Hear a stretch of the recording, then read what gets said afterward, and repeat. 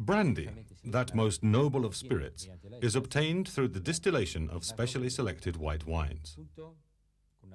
Like a good cup of coffee or an aromatic Canary Island or Cuban cigar, for centuries a glass of brandy has been a perfect companion to after-dinner conversation. Over the next few minutes, we are going to explore the mystery and magic of this time-honored spirit.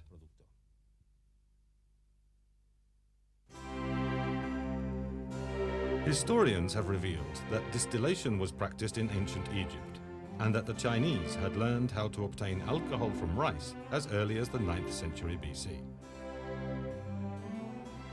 Perhaps a more direct ancestor of our distillation methods can be found in medieval Arabic texts. Many Spanish words that we use to describe the distillation process come originally from Arabic. Alquitara and alambique, for example, which refer to types of still. Even the word alcohol itself. Arab distillation techniques were first introduced to Catalonia in the 14th century by Arnau de Vilanova, the great humanist philosopher of that period.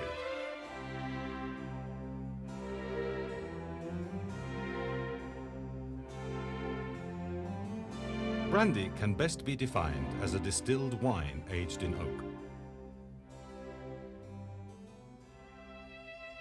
Different types of brandy show highly individual personalities.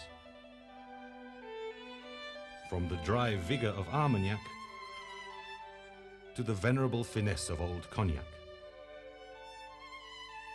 From the noble and aromatic spirits of Jerez to the unmistakably elegant and distinctive brandies made here at Bodegas Torres, inheritor of the 1,000-year-old tradition of Arnau de Vilanova.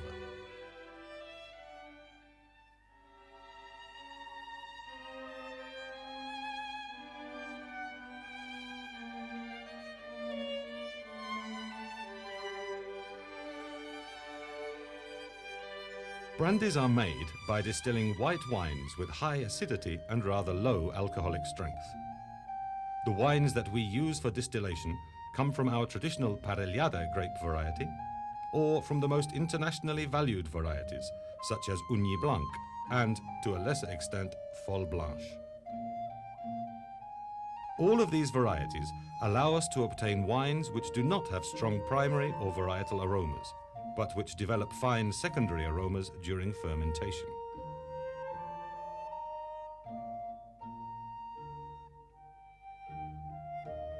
At Bodegas Torres, we have devoted a lot of effort to identifying the best possible wines for distillation.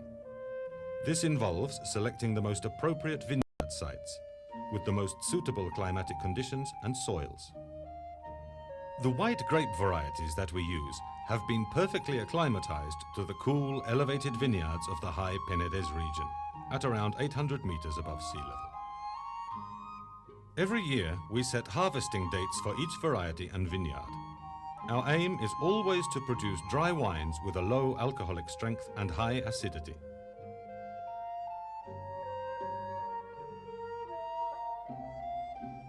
High-quality horizontal presses are essential in obtaining the wines for distillation. This is because the musts have to be free of any oily or tannic substances that could detract from the quality of the brandy.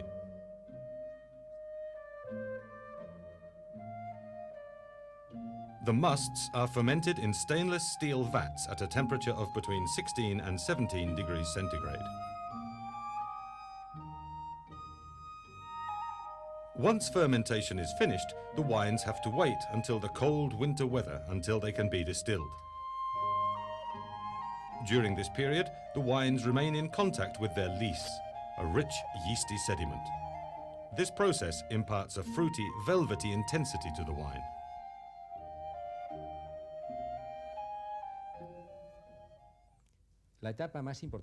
The most important stage of brandy making is undoubtedly the distillation. The distillation process dates back to medieval times, when Arnau de Vilanova first brought this ancient technique from the Arab world to Christendom. Remarkably enough, when my grandfather Juan started to produce brandies in 1928, he used the very same pot stills that we still use today at Bodegas Torres, with very few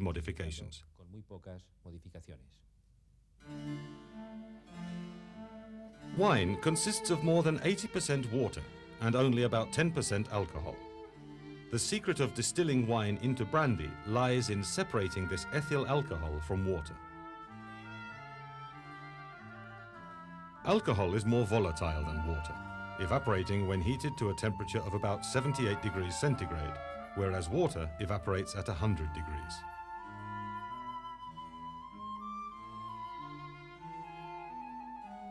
Distillation involves drawing off the small proportion of alcohol contained in the wine by first evaporating and then condensing it. The distinctive personality of Torres Brandies derives from the exclusive use of old copper pot stills and from what is known as the Charente method of double distillation. The copper pot stills that we use for double distillation differ very little from the old medieval pot stills. The still consists of two main elements, a copper boiler and a condenser. The wine is heated up in the copper boiler and the vapors are then channeled to the condenser through a pipe known as a swan's neck. The condenser is fitted with a refrigerated coil, and it is here that the distillate is transformed back into a liquid state. Distillation is carried out in two stages. First, wine is introduced into the pot still or boiler.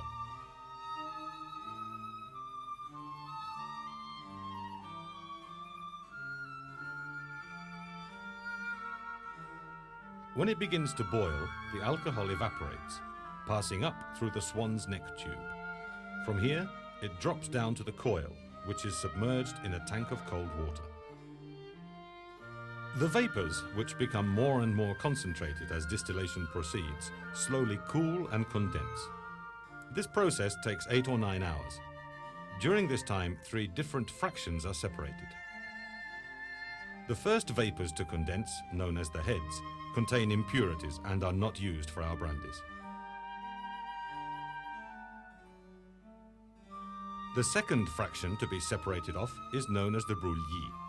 It has a cloudy, milky appearance and its alcohol content is around 30%.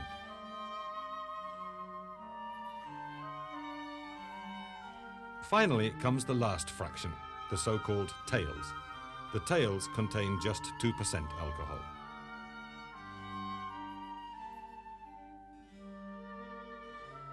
After the first distillation, the still wash or leftovers is removed from the still. Then the brouillis is subjected to a second, slower distillation, which can last 12 hours. This second distillation is vitally important. It is at this stage that we can really take advantage of the selective options that double distillation offers. First of all, we separate off the heads, as in the earlier distillation. After that, we obtain a colorless liquid known in Spanish as Holandas, or pot still brandy. This Holandas is collected when the alcohol gauge reads between 60 and 62% alcohol. After this comes another fraction, known as the seconds, with an alcoholic content of between 28 and 30%. The final fraction in the second distillation is once again called the tails. Una vez obtenidas las Holandas, once we have obtained the Holandas, or pot still brandy, we begin the process of aging in oak barrels. During this barrel aging, the brandy's fruity notes will be complemented with spicy notes from the oak. It takes years of aging to achieve the subtle amber color, intense aroma, and smooth traditional palate of these unique brandies.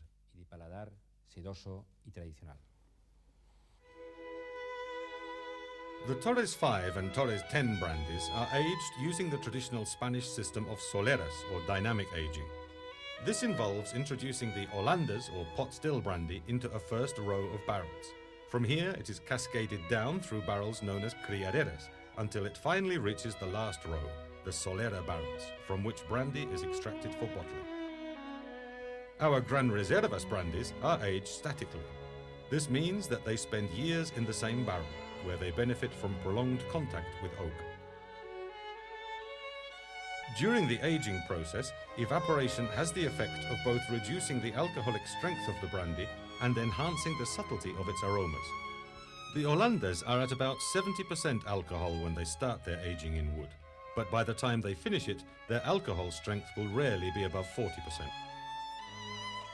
In their barrels, the Hollanders take on the golden hues of the oak, as well as the exquisite flavour of its tannins and other aromatic substances.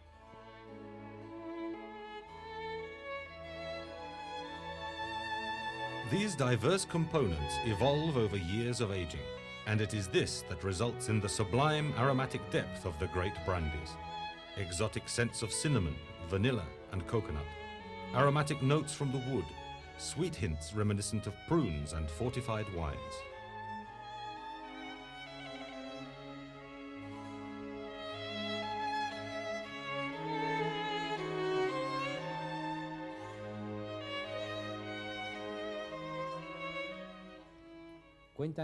They say that one of my grandfather Juan's greatest pleasures was to enjoy a fine cigar that he would first moisten by dipping into his glass of brandy. Over the centuries, brandy has been adapted to numerous styles of culture and cuisine. I would like to conclude by suggesting some ways in which you can enjoy this noblest of spirits. For previous generations, brandy was a drink mainly savoured by gentlemen in the privacy of their smoking rooms. These days, brandy is enjoyed more convivially by both men and women. On some occasions, it is even drunk chilled with ice on the rocks or mixed in a long glass as a cocktail.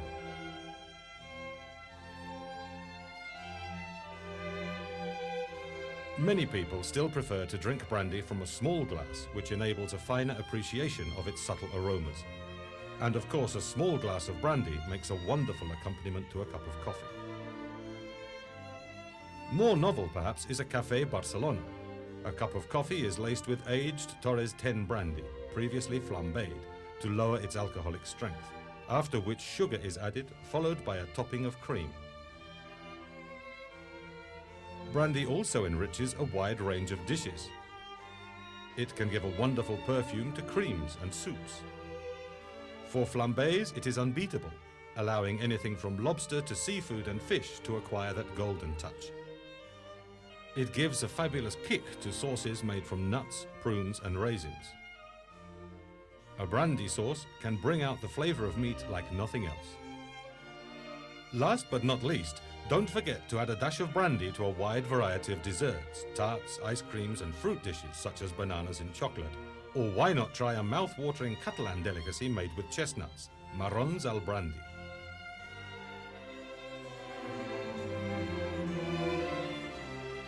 Our brandies represent the heritage of a centuries-old tradition, expressed through the most meticulous production methods.